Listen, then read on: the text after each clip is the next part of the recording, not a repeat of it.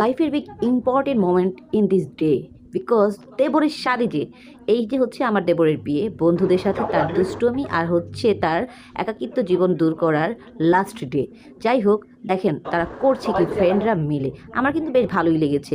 বন্ধুদের এই যে আনন্দ আর আনন্দ মুহূর্ত ঘেরা সময়টা, এটার কখনো হয়তো ফিরে আসবে না। কিন্তু জবাই যে মানে কোরবানির আগে যে কোরবানি হচ্ছে সেটাকে কেউ লক্ষ্য করেছেন? কোরবানিটাকে কিভাবে মেনে নিয়েছে আমার দেবর, হি হি করে দাঁত খেলিয়ে হাসছে, আর বন্ধুরা বলতেছে নাও নাও খেয়ে নাও। যাই হোক, ওদের আনন্দটাই আমরা একটু দেখি।